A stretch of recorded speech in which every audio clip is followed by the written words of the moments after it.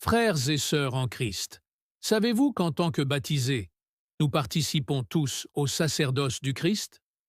Chaque baptisé est appelé à être une bénédiction pour le monde et à bénir. C'est pourquoi les laïcs peuvent présider certaines bénédictions. Bien sûr, plus une bénédiction est liée à la vie de l'Église et au sacrement, plus elle est réservée aux ministres ordonnés. Mais regardez le baptême.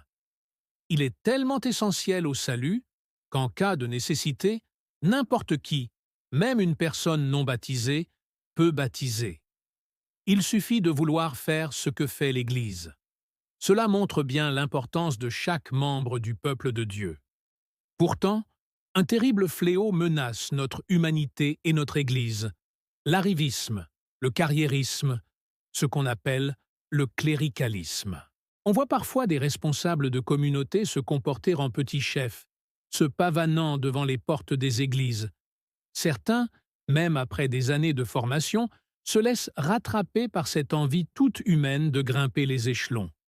Mais attention, l'Église est l'Église de Dieu et elle est régie par des lois divines où les plus pauvres sont les premiers.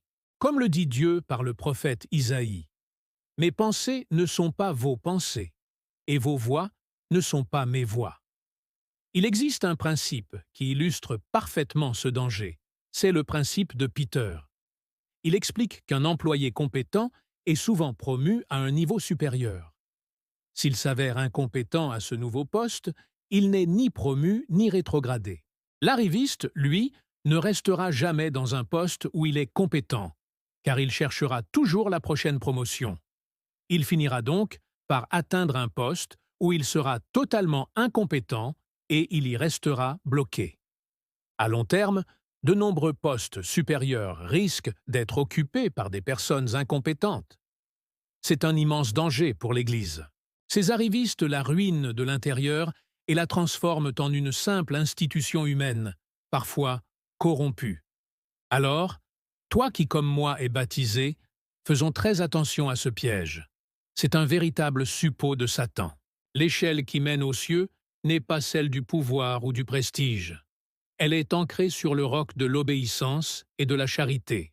Seul l'amour en Dieu nous enseigne l'humilité et nous fait gravir les vrais échelons, ceux qui nous conduisent à la Jérusalem céleste pour devenir à l'image de Dieu miséricordieux.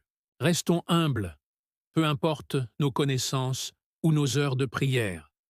Rester humble face au bien que nous pouvons faire, c'est la clé. C'est la clé non seulement pour une Église sainte, mais aussi pour une société fondée sur la paix, l'espérance et la charité. Merci de m'avoir écouté, et n'oubliez pas de vous abonner pour d'autres réflexions.